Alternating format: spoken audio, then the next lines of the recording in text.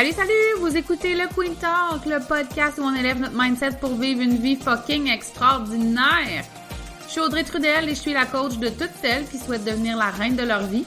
Dans les dernières années, j'ai bâti mon entreprise de coaching qui génère dans les 6 chiffres. J'ai quitté un emploi stable et sécuritaire dans lequel je ne me réalisais pas et j'ai abandonné tout ce qui ne me convenait pas pour me permettre de vivre ma vie de rêve.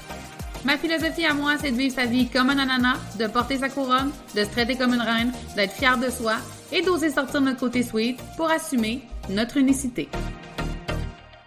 Salut, j'espère que vous allez bien. Tellement excitée de vous retrouver aujourd'hui pour cet épisode de podcast-là. Honnêtement, on dirait que cet automne, tous les épisodes me rendent ben énervée. Mais avant qu'on débute, je suis encore plus excitée de vous annoncer que j'ai récemment lancé la semaine Découvre et assume ta puissance, crée un impact magistral.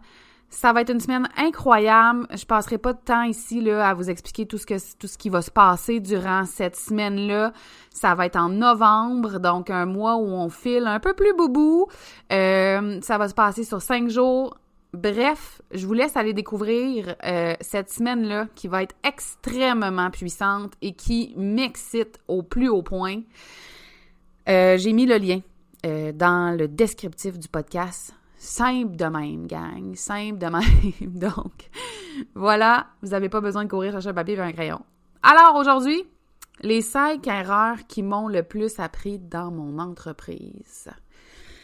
Je suis de celles qui croient que faire des erreurs, c'est une bonne chose. Se péter la gueule, c'est une bonne chose. J'ai souvent dit, et je vais continuer de le dire, que c'est pas quand notre vie est un long fleuve tranquille là, qu'on apprend des nouvelles affaires.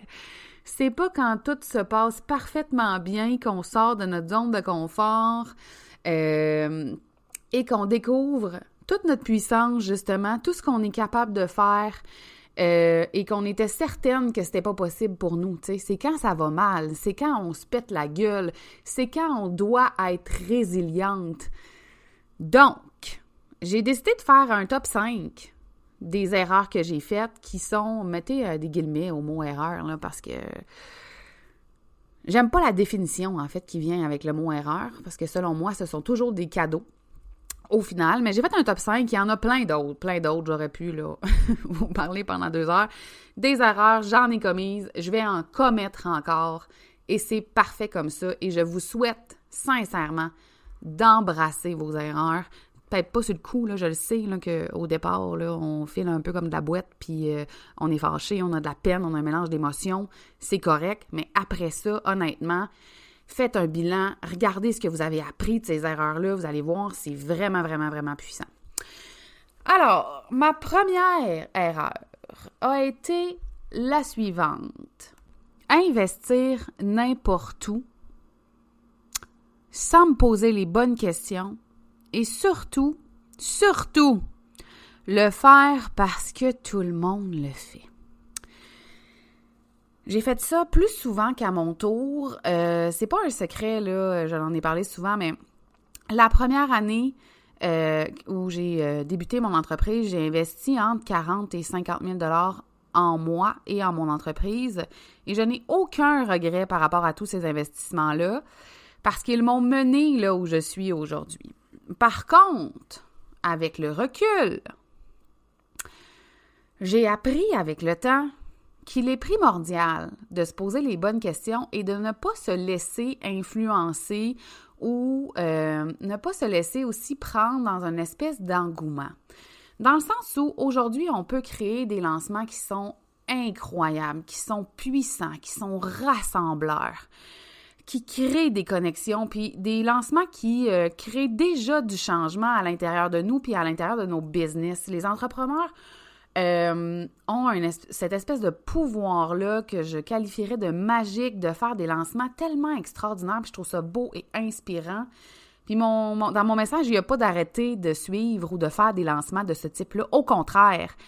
Par contre, il y a participer au lancement, participer à l'engouement, et se demander si c'est la bonne chose pour nous en ce moment.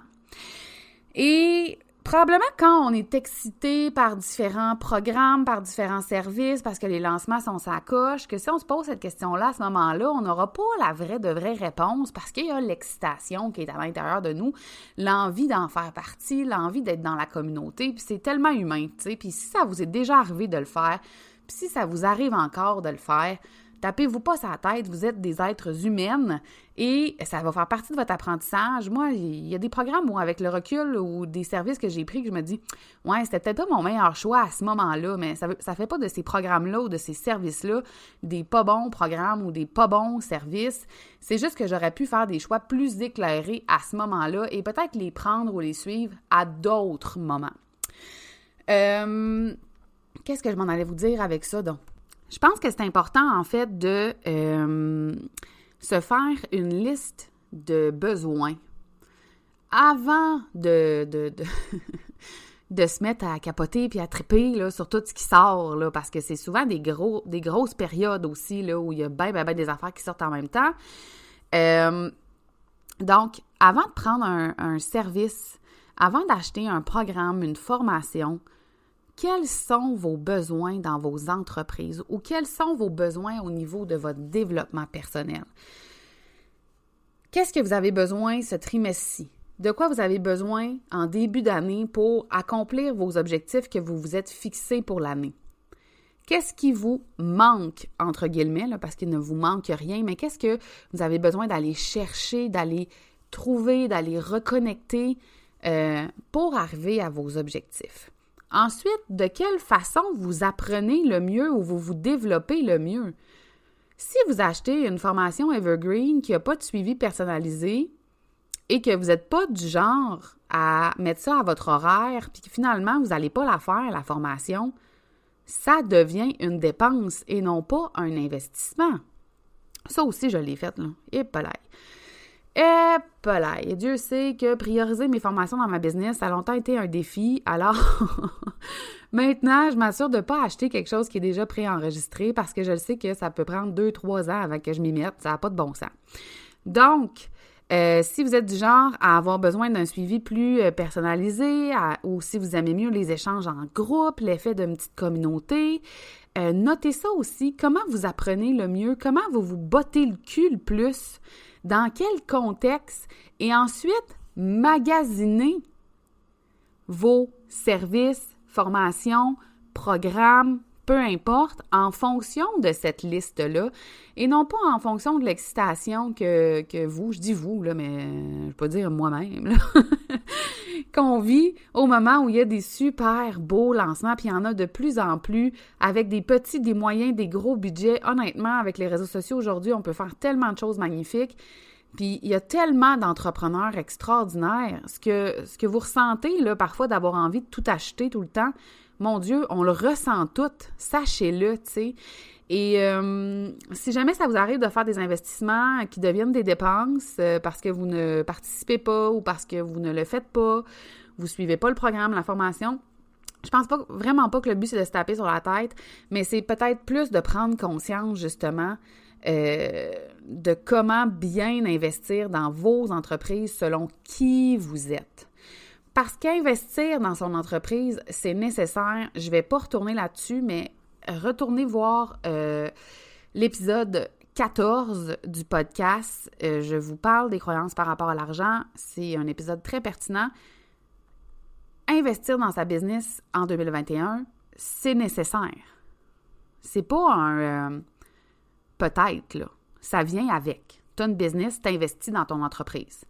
Par contre, il faut juste apprendre à bien le faire. Puis, je pense aussi que c'est correct là, de faire des erreurs, avec des guillemets ici. À chaque fois, je vais dire erreur, là, mettez des guillemets, on va s'entendre là-dessus tout de suite. Mais c'est correct de faire des erreurs puis d'apprendre. Il faut juste pas en faire de l'ordre de 300 000 $. Tu sais, ça pourrait être comme intense, mettons. Fait que ça, c'est la première erreur qui m'a le plus appris dans mon entreprise.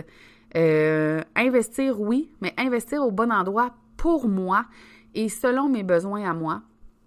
J'ai envie de vous dire qu'il y a quelque chose qui me rend fière aussi par rapport à mes investissements, c'est que j'ai toujours sortie de ma zone de confort pour mes investissements et je pense que ça a été une belle force dans mon cas puis que ça m'a permis d'avoir une business qui a grandi à vitesse grand V, vraiment.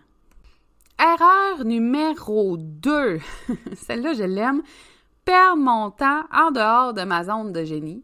C'est sûr que vous avez entendu parler là, hein, de votre zone de génie, d'investir le plus de temps possible dans votre zone de génie, d'arrêter de faire des choses qui sont pas dans cette zone-là.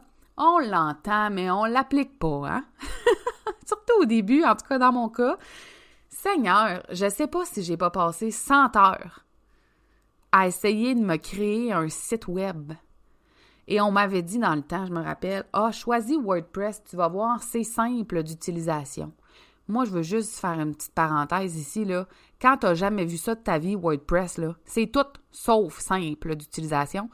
Alors, j'ai dû passer une centaine d'heures. Honnêtement, j'ai travaillé des fois jusqu'à 3-4 heures le matin à essayer de comprendre comment ça fonctionne WordPress pour me créer un site web. Est-ce qu'au final, j'étais fière et contente? Absolument. Est-ce qu'au final, j'ai appris beaucoup de choses? Absolument. Est-ce qu'au final, ça me permet de me débrouiller? Absolument. Est-ce que je recommencerai? Jamais dans 100 ans. Jamais dans 100 ans. C'est pas des connaissances qui me servent en ce moment dans mon entreprise. C'est pas des connaissances qui me permettent de générer de l'argent, d'agrandir ma communauté, de créer des liens avec vous. Pas du tout. Et combien de fois j'ai dit à mes clientes que attendre d'avoir un site web pour se lancer, c'était comme se trouver la pire excuse du monde. On n'a pas besoin d'un site web pour faire de l'argent en 2021. C'est faux, complètement faux. Attendez, moi juste relativiser ce que je viens de dire, là. Éventuellement, avoir un site web, c'est pertinent. Investir dans un site web qui va être créé par quelqu'un pour qui c'est dans sa zone de génie, c'est pertinent. Alors, je veux juste comme tempérer là, ce que je viens de dire. Des fois, je m'excite. Passer 100 heures à faire toi-même ton site web parce que tu n'as aucune idée comment, puis tu connais pas ça le CEO, puis tu connais pas ça le copywriting, puis tu sais pas qu'est-ce qui est supposé être dans un site web, puis tu sais pas comment ça marche, puis tu sais pas les extensions, puis tu sais pas... Non, ça, c'est vraiment non. Et si, en ce moment, investir dans un site web, c'est pas quelque chose de financièrement possible, est-ce que ça veut dire que tu dois te freiner dans ton entreprise? Non, c'est plutôt ça que je voulais dire quand que je dis que des fois, je m'emporte, là. Je m'emporte. Sinon, mon Dieu, ça, c'est comme mon exemple le plus flagrant. Mais il y a aussi, quand j'ai, en fait, créé des programmes entiers, là, tous les modules, tous les cahiers d'exercices, tous les enregistrements, les visuels, les PDF, les séquences courriels, avant même de vendre mon programme. Ça aussi, là, puis premièrement, dans toute la liste de ce que je viens de vous faire, il y a une trollée de choses que ça n'aurait pas dû être moi qui faisais. Parce que c'était pas ma zone de génie. Ma zone de génie, personnellement, moi, c'est ma communication. C'est ça ma force. C'est ma connexion avec vous. C'est de créer des liens avec vous. C'est pas de faire des PDF. Puis c'est pas d'enregistrer 56 vidéos d'avance avant même de savoir si les gens pour qui je fais ça, ça les intéresse. Donc ça aussi, c'est un autre exemple de moment où j'ai perdu mon temps en dehors de ma zone de génie. J'ai pas envie de m'étaler tant que ça sur ce point-là parce que je pense que c'est assez évident ce que je suis en train de vous dire. Je sais que déléguer au début, ça peut être quelque chose de difficile. C'est quelque chose avec lequel j'ai encore de la difficulté. Hein? Nos business, c'est comme nos bébés. On a souvent l'impression que ce sera jamais aussi bien fait que si c'est nous qui le fait. C'est faux, premièrement. Je pense que c'est une croyance. Mais honnêtement, je pense aussi qu'il faut se défaire quand on débute notre business ou quand on fait un changement majeur, une grosse transition dans notre entreprise, puis qu'on a comme cette espèce de feeling-là de repartir à zéro.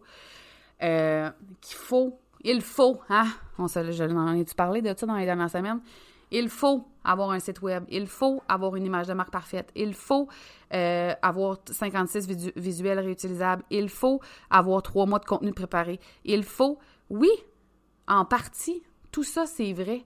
Mais est-ce que ça doit, venir de toi uniquement? Non, fille. Pas en tout. Pourquoi tu fais ce que tu fais? Pourquoi tu as une business? Quel impact tu veux avoir? Et fais le plus souvent possible exactement ça. J'arrête pas dans les dernières semaines de parler j'en ai parlé beaucoup, beaucoup en septembre, à quel point c'est important d'avoir du fun dans son entreprise pour avoir des résultats, pour avoir du succès. Clairement, là, si on est en train de perdre notre temps à faire des affaires dans lesquelles on n'est pas vraiment bonne, puis dans lesquelles on n'a pas d'intérêt, c'est sûr qu'on n'a pas de fun, puis c'est sûr qu'on n'a pas de succès. Donc voilà pour mon apprentissage, mon erreur numéro 2. La troisième, et Seigneur, vous allez toutes les aimer. Vouloir être et faire comme les autres. Surtout, ben non, c'est même pas vrai. J'allais dire surtout quand on débute, mais non, même pas vrai. Ça m'est arrivé à plein de moments dans mon entreprise de me dire « Oh my God, telle personne a fait ça comme ça, moi aussi je vais faire ça. » Puis moi, quand je le fais, ça marche pas. Ou d'avoir suivi un programme qui me disait vraiment étape par étape là, tout ce que je devais faire pour avoir un lancement à succès, la séquence de courriel, blablabla, toute la patente, là, c'était clair. Puis moi, je suis tellement une bonne élève, là, puis ça fait partie de mes erreurs d'être trop bonne élève, donc de calquer sans m'en rendre compte, en fait, les conseils qu'on me donne, parce que les mentors que j'engage pour m'aider dans ma business ne m'ont jamais dit tu dois faire ça comme ça, voici les 8 étapes, puis c'est de même, puis si tu fais pas ça de même, ça marchera pas. J'ai jamais engagé personne qui m'a dit ça, et je ne vous le conseille pas non plus, parce que du one size fit all, ça n'existe pas en business selon moi. Mais c'est que je suis tellement bonne élève et je veux tellement bien faire les choses que j'applique à la lettre pour me rendre compte finalement que moi, je n'ai pas ces résultats-là, mais pas en tout, et qu'à chaque fois que j'applique une technique, une méthode ou une stratégie à la lettre, ça marche pas, là, je vous jure, ça a été mes pires lancements ever. Il y a des lancements où j'ai eu 0 vente. Et pourtant, ce que j'appliquais avait généré des 50, 60, 80, 100 000 $ de vente. Puis moi, c'était comme... Est-ce que c'est parce que la méthode n'est pas bonne? Pas en tout. Mais c'était parce que la méthode, je ne l'avais pas adaptée à qui j'étais. Puis à ce qui vibrait, puis à ce qui résonnait avec ma communauté. On s'entend, là, quand on est entrepreneur, notre client idéal, rapidement, on se rend compte qu'il nous ressemble pas mal, beaucoup. Et si la technique, la méthode, la stratégie, name it, peu importe, que j'applique, ne me ressemble pas, puis je ne l'ai pas adaptée à qui je suis, il n'y a personne dans ma communauté qui va vibrer avec ça, puis qui va avoir envie de se joindre. Parce que même moi, je suis comme, il me semble que ça ne marche pas pantoute, cette affaire-là, tu sais. Donc, j'espère que c'est clair, mon affaire, mais vouloir être et faire comme les autres, c'est pas parce que les autres sont en live 3 fois par semaine que vous devez faire ça. C'est pas parce que les autres font un webinaire que vous devez faire ça. C'est pas parce qu'ils font des gros lancements orchestrés que vous devez faire ça. C'est pas parce qu'ils font des quiz que vous devez faire ça. C'est pas parce qu'ils ont des outils gratuits avec 72 courriels pour acheter après que vous devez faire ça. Qu'est-ce qui vibre en dedans de vous? Comment vous avez envie de le vivre? C'est ça la meilleure question à se poser. Puis on l'oublie là parce qu'on veut tellement des résultats qu'on applique des choses à la lettre parfaitement sans se demander si c'est la bonne chose pour nous. Puis honnêtement, toutes les méthodes, toutes les techniques, toutes les stratégies sont bonnes. Sont toutes bonnes, mais sont pas toutes bonnes pour nous. Sont pas toutes bonnes pour notre entreprise. Puis j'ai vraiment compris ça, puis j'ai vraiment appris ça aussi. J'avais intégré récemment, tu sais, que c'était donc bien important de faire un live par semaine, toujours la même journée, toujours la même heure. Personne m'a dit de faire ça tel quel, OK? C'est juste comme je l'ai vu, puis je trouvais que ça... Je l'ai vu, je l'ai lu, je me suis dit « Oh my God, c'est donc pertinent, c'est vrai, ça, créer un espèce de rendez-vous. Les gens vont s'habituer, puis ils vont être là. » Mais l'affaire, là, c'est comme j'avais la pression d'être en live la même journée, à la même heure, je savais jamais ce que j'allais dire. J'étais toujours stressée. J'avais pas d'idée. Parce que j'avais cette espèce de pression-là qu'il fallait donc bien que je sois là ce jour-là, à cette heure-là. Sauf que ça me ressemble pas. Moi, je fais des lives spontanés. Parce que, comme, j'ai une idée. J'ai une idée là, ça vibre, là, faut que j'en parle. C'est comme ça que je fonctionne. Est-ce que ça veut dire que je peux pas planifier des choses? Est-ce que ça veut dire que quand j'ai une idée, je peux pas la planifier peut-être plus loin dans mon agenda? Oui, absolument. Je peux faire ça. Je suis pas toujours obligée de peser sur play quand j'ai l'idée. Mais, perso, moi, tous les mercredis, 9h, mettons, dans mon agenda, ça marche pas, ça m'enlève toute ma créativité. Donc, prenez ce qui vibre, puis là, je vous donne des conseils, là, mais... oui, je vous donne des conseils parce que j'ai appris de ça et je pense que ça va me réarriver dans le sens où, honnêtement, je veux toujours bien faire les choses, puis j'ai toujours envie que vous viviez une super belle expérience quand vous entrez dans mon univers et c'est souvent pour ça que j'applique les choses vraiment bien, puis parfaitement, puis... mais je suis très imparfaite, très spontanée, très impulsive et je pense que je dois aussi faire confiance à cette partie-là de moi puis essayer de merger les deux ensemble, tu sais. Donc, voilà. C'était pour vouloir être et faire comme les autres. Soyez vous-même, mais pour être vous-même, il faut que vous sachiez qui vous êtes. Et on partira pas là-dessus parce que ça pourrait être un podcast complet, là, honnêtement, mais savoir qui on est, ça demande du temps, ça demande de l'amour, ça demande de la bienveillance. C'est quelque chose qu'on nous a pas appris à faire, surtout les filles, je trouve. On nous a appris à se tourner vers les autres, à prendre soin des autres, mais on nous a très peu appris à se connecter à qui on est, à nos passions, à ce qu'on aime, à ce qui vibre en dedans de nous. Donc, donnez-vous cet espace-là aussi, tu sais. Bref, voilà. Petit conseil supplémentaire. Erreur numéro 4, et celle-là, là, est récurrente là, chez, je dirais, toutes mes clientes. Puis elle a été récurrente dans ma business un long moment. Mettre mon attention sur les résultats. Et là là! Et là, on dirait que je veux relativiser quelque chose ici, parce que c'est sûr que quand on met du temps, de l'amour, de l'énergie, des efforts, une structure, une stratégie en place pour un lancement, qu'on souhaite avoir des résultats. Ça, c'est clair, là. Peu importe ce que je vais vous dire dans les prochaines minutes, ça, c'est très, très clair. Et c'est correct et c'est OK. En fait, tout est toujours correct et tout est toujours OK, là, sachez-le. Donc, il y a cette partie-là. Il y a la partie aussi, c'est primordial d'avoir des objectifs. Parce que, pas d'objectif, pas de direction. Tu n'as pas d'adresse où t'en aller, tu vas t'en aller nulle part. Et selon la grandeur de tes objectifs, tes efforts ne seront pas les mêmes non plus. Donc, avoir des objectifs, primordial.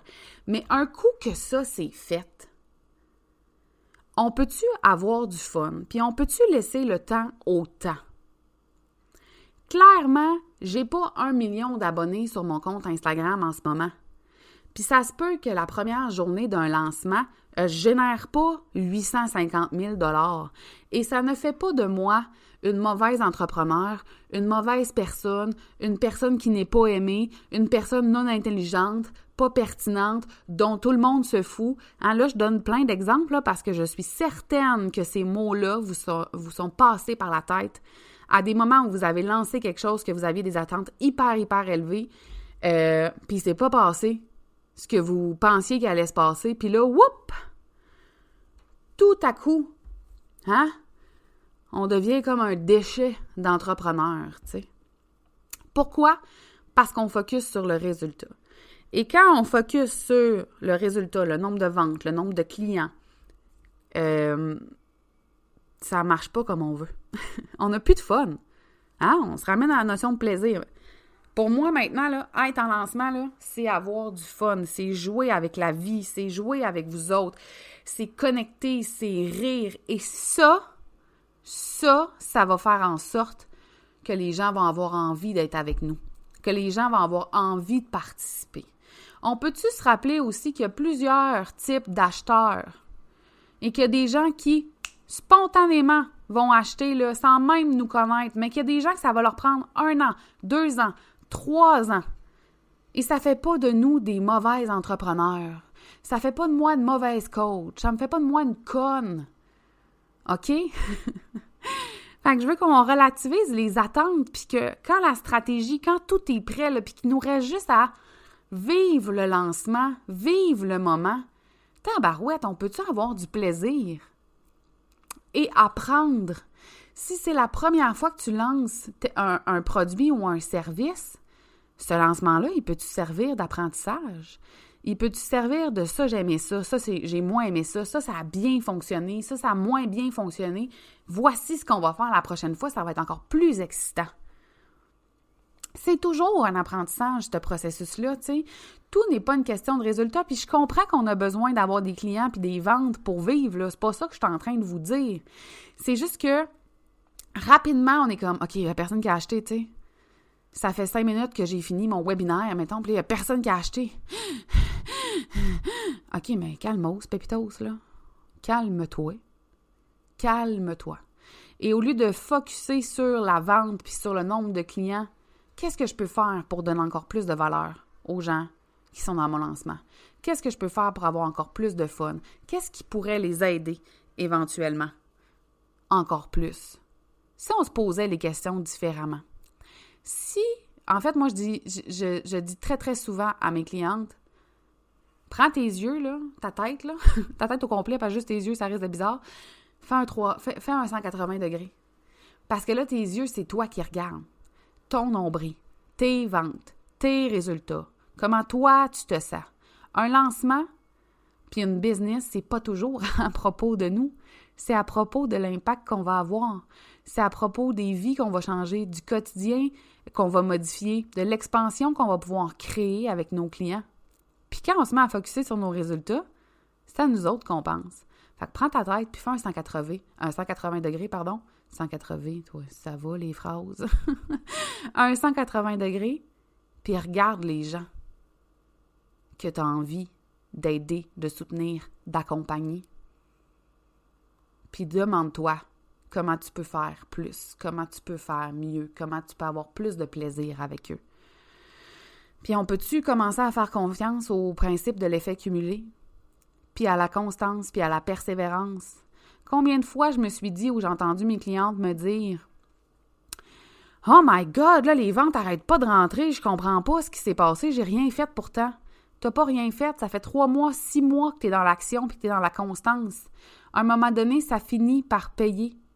Dans tous les sens du terme, là. Payer financièrement, mais payer aussi au niveau de ta communauté, du lien que tu crées, de ta notoriété perçue, de ta crédibilité, de ton référencement, du fun que tu as. Cet effet cumulé-là, tu dois y croire et continuer d'avancer au-delà des résultats que tu génères, surtout au début. S'il vous plaît, donnez-vous de l'amour, donnez-vous du temps, permettez-vous de vous tromper, de modifier certaines choses pour la prochaine fois, puis de trouver ça OK. Fine, on fait ça tout le monde ensemble. C'était pour l'erreur numéro 4. Et la numéro 5, qui est une de mes préférées, je vais prendre une petite gorgée d'eau, donc je vais faire pause, puis je reviens. Dévaloriser mes services. Là. Ça là, ça va avec le syndrome de l'imposteur à côté raide, gang, mais je me rappelle la première fois que j'ai lancé un accompagnement qui était un programme avec du coaching one-on-one. Ça s'appelait, mon Dieu, que je n'étais pas dans les noms, puis je suis encore pas dans les noms, c'est pas ma force. Ça s'appelait Propulse ton entreprise, propulse ta vie, OK? Tu sais, comme dans Beige, là, c'est le temps de rire, mettons. Ça me fait encore beaucoup rire, c'est bien correct, hein? On évolue. Mais c'était un programme d'1 an avec du contenu, là, comme s'il n'y avait pas de lendemain, là. Honnêtement, je pense que j'ai jamais vu et je me suis jamais procuré un programme avec autant de stock en termes de cahiers d'exercices puis de vidéos, là. OK? Donc, il y avait du stock, plus du coaching toute l'année. Et je pense que je vendais ça 1200$. Puis c'était une grosse sortie de zone de confort là, pour moi à ce moment-là. Là. C'était comme... Et peut-être qu'en ce moment, je vous dis ce prix-là, puis vous vous dites « Mais mon Dieu, c'est bien correct. » L'affaire, c'est que je me suis rapidement rendu compte, à force d'en vendre, que si je voulais arriver financièrement, là, ça m'était impossible à ce tarif-là, avec autant de contenu. Puis en plus, les filles pouvaient m'envoyer leur cahier d'exercice, puis je les commentais. Tu sais, je les corrigeais, entre guillemets. Donc, je commentais, je les aidais à aller encore plus loin. Gang! À la quantité de one-on-one que je faisais, puis de cahier d'exercice que je recevais, là, pour arriver mensuellement, là, avec des mensualités de, je sais pas, même pas 200$ ou autour de 200$. Pensez que ça m'en prenait combien des clientes, puis combien d'heures par semaine je travaillais pour arriver, ça n'avait aucun sens, premièrement, aucun sens. Et je suis pas en train de vous dire là, que vos tarifs doivent être déterminés en fonction de ça, mais ça doit en faire partie. Cette réflexion-là, vous devez l'avoir. Combien est-ce que je peux prendre de clientes? Mettons que vous êtes dans un service puis vous avez du one-on-one. Combien est-ce que je peux prendre de clients dans une semaine, dans un mois, pour avoir le mode de vie que je veux avoir, pour avoir les revenus que je souhaite avoir? Et comment tu peux créer ton offre de service pour qu'elle ait suffisamment de valeur pour pas être obligé d'avoir 48 clientes en one-on-one? Ça n'a aucun bon sens. Premièrement, ça n'a pas de bon sens dans un horaire, mais ça n'a pas de bon sens dans le sens où tu ne pourras pas, ma belle-fille, donner le meilleur de toi-même à toutes tes 48 clientes, là. Ça n'a pas de bon sens. Donc, dévaloriser mes services, je l'ai fait. J'ai essayé de vendre à quelques reprises des choses pas chères. Sachez que l'effort pour vendre quelque chose est le même, que ce soit cher ou pas cher. Et que dans la perception des gens qui achètent, moins c'est cher, moins ça a de la valeur. Donc, moins ça a de la valeur pour eux, ça veut dire qu'ils n'ont pas envie d'acheter parce qu'ils se disent tellement pas cher, ça doit être poche. Là, ils se disent pas tout ça, là, puis pas tel quel, d'accord? Moi, j'utilise souvent pas des beaux mots. Mais, puis c'est pas toujours conscient aussi, mais c'est quelque chose qui peut se passer à l'intérieur de votre communauté. Et il y a aussi l'aspect, quand c'est pas cher et que les gens l'achètent, ils ne s'investissent pas vraiment parce que ça n'a pas coûté cher. Honnêtement, l'énergie qu'on déploie et le temps qu'on met, puis l'investissement de cœur qu'on fait quand on dépense 5 000 $, qu'on investit, dans nos entreprises, versus quand on investit 50 $. On s'entend-tu que c'est pas la même chose? Moi, personnellement, j'ai envie de créer de grandes transformations avec mes clientes. Je souhaite que mes clientes vivent une expansion tellement grande à l'intérieur d'elles que ça va se refléter dans toutes les sphères de leur vie, et dans leur entreprise, et dans la sphère financière. Je ne peux pas faire ça en une rencontre. Je n'ai pas cette prétention-là. Et je peux encore moins faire ça sur une très courte période. En ce moment, c'est comme ça que je vois mes services et la façon, en fait, avec la façon dont je travaille. Elle va faire une phrase complète, on va la voir. Pour moi, ça prend un investissement en termes de temps et d'énergie sur au moins 3 mois. Au moins 3 mois. Comment je peux faire en sorte qu'elles vivent une expérience tellement complète que ça va leur permettre de se propulser? C'est ça la question que je me pose. Fait que c'est pas combien je vais le vendre, puis combien ça coûte, puis combien je vais pouvoir en vendre pour faire 50 000 $. C'est même pas ça. C'est combien est-ce que je peux prendre de clientes en même temps? Quelle énergie je veux leur faire vivre? Quelle expérience je veux leur faire vivre? Quelle expansion, transformation je veux les amener à vivre? Qu'est-ce que j'ai envie de co-créer avec elles?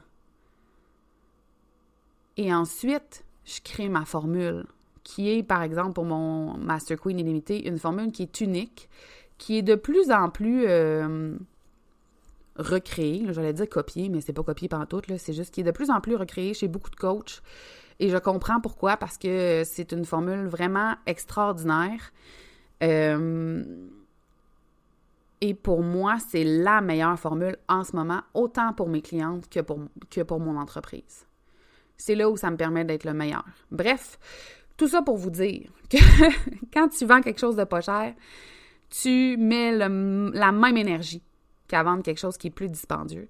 Mais les gens n'ont pas les mêmes résultats. Donc, ça dépend. Puis est-ce que ça veut dire de ne jamais vendre quelque chose à un tarif qui est bas? Pas du tout, mais ça dépend de la stratégie qui est en arrière de l'expérience que tu as envie de faire vivre à ce moment-là à ta communauté. Dévaloriser ses services aussi, c'est laisser les gens négocier vos services. la valeur de nos services ne se négocie pas. Quand on laisse les gens négocier nos services, c'est parce qu'on manque de confiance, qu'on a des peurs, qu'on a des croyances. Puis ça m'est arrivé de le faire. Ça m'est arrivé, là. C'est pour ça que je vous en parle. Honnêtement, si on veut que la personne qui achète chez nous ne soit pas consciente de la valeur du service qu'elle vient d'acheter, c'est la meilleure technique. Laissez-la négocier votre service. Elle ne se rendra pas compte de la valeur, elle ne va pas s'investir et elle n'aura pas les résultats. Alors, prenez le temps d'évaluer. Puis je sais, vous me dites souvent combien ça vaut. Comment je fais pour savoir combien ça vaut? Selon moi, quand on est entrepreneur, notre temps, c'est notre denrée la plus précieuse. Et selon moi, quand les gens ont accès à notre temps personnel, c'est ce qui devrait être le high ticket. Mais ça, c'est ma perception. Et ça dépend de l'impact que vous créez. Puis là, je dis vous, mais ça dépend de l'implication de votre cliente aussi, tu sais. C'est pas vous qui faites les choses, c'est votre cliente. Moi, je passe mon temps à dire à mes clientes qui disent « Mon Dieu, merci, ça m'a tellement aidé. » Ben ça me fait plaisir, sauf que c'est moi, j'ai rien fait, tu sais. La vérité, c'est ça. C'est que c'est pas moi qui pose les actions. C'est pas moi qui me défais de mes croyances. C'est pas moi qui sors de ma zone de confort. C'est mes clientes, tu sais. J'en ai dit des affaires dans ce point-là, mais dévaloriser mes services, je l'ai fait plus souvent qu'à mon tour.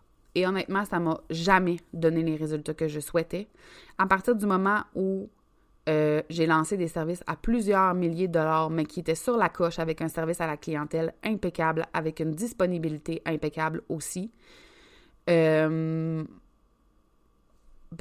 fait de l'argent, j'ai fait des ventes, puis j'ai eu des clientes impliquées, engagées, qui ont eu des résultats. Donc, ça dépend de ce que vous voulez. Là, je vous parle de services, mais si vous avez des produits aussi, il y a une façon de créer une expérience qui va être high ticket pour ne pas vendre que des produits à 8 $. Donc, voilà. J'aurais pu parler de même là, tellement longtemps. C'était les 5 erreurs qui m'ont le plus appris dans ma business. Espère que ça va vous servir, honnêtement, parce que c'est ça le but de cet épisode-là, c'est de vous partager mes erreurs, mes apprentissages avec ces erreurs-là pour que ça puisse vous servir, si vous pouvez les éviter. Donc, voilà. Merci de votre écoute. Si vous avez aimé l'épisode, je vous invite à faire un petit screenshot de votre téléphone, à le partager en story. Si vous écoutez l'épisode sur Apple Podcasts, Balado en français, je vous invite à mettre un commentaire, à mettre 5 étoiles. Ça fait la différence, sachez-le. Et je suis toujours reconnaissante quand ça se passe. Alors, voilà, petit rappel aussi pour la semaine Découvre et assume ta puissance, crée un impact magistral.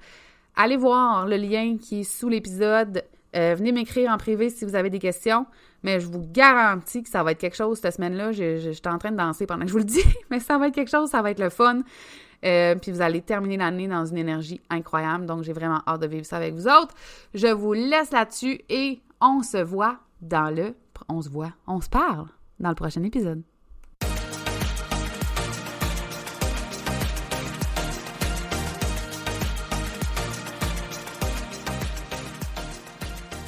Merci d'avoir écouté cet épisode du Queen Talk. Je suis consciente que de prendre du temps pour soi, c'est pas toujours facile. Et je tiens à te remercier sincèrement d'avoir pris de ton temps avec moi.